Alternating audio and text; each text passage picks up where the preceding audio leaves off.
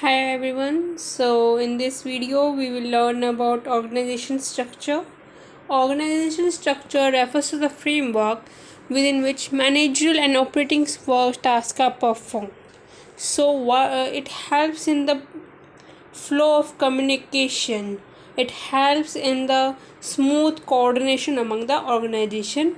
The key term that we are going to learn is span of management.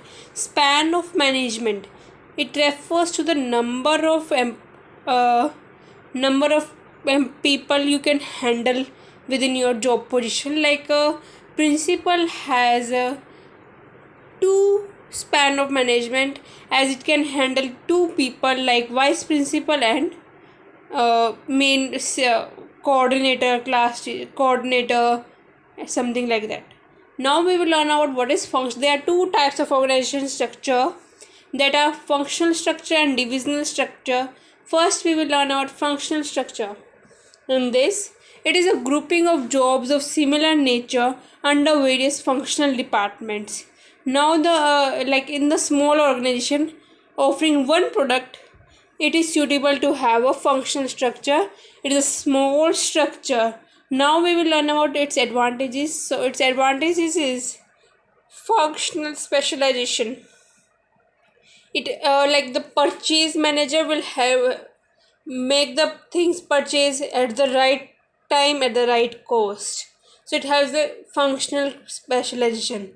Managerial and operating efficiency, since we are doing each work at each different time by each manager, it helps in the efficiency. Minimum cost, because there is no duplication of efforts, nothing, so it helps in the minimum cost.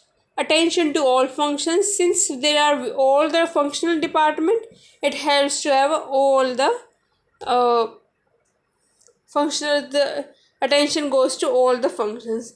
Control and coordination, since each function is done by the proper functional department, so it helps in the coordination.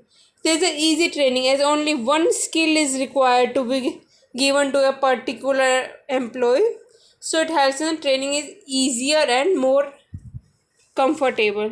Now, what are its disadvantages? Interdepartmental conflicts can happen related to some price or some cost or something like finance or any other thing.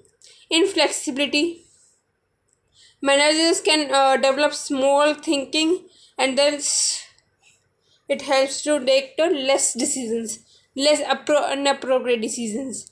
Managerial development is difficult.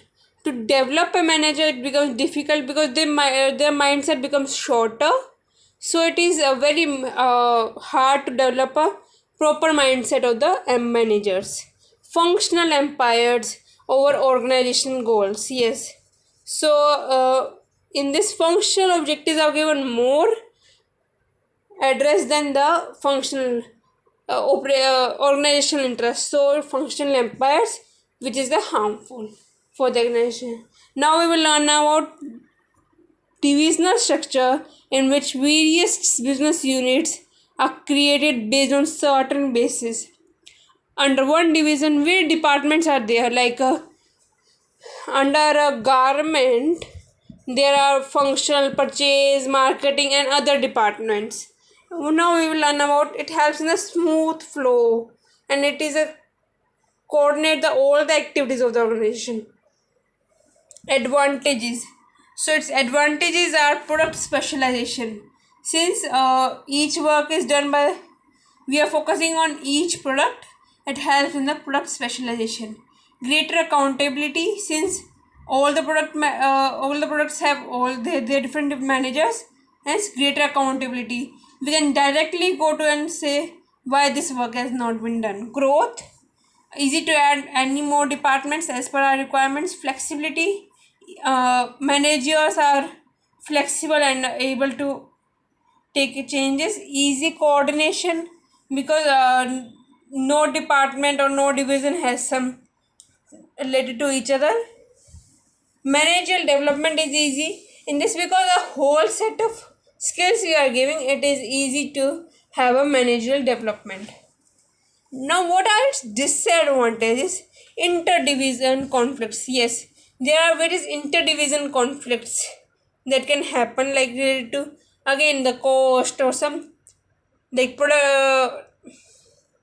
example, we are taking a help of a like a car, a Maruti company. Now, if a Swift has not done good in the market, they blame that Wagner is also similar to that, or due to some Wagner problem, our product is not working.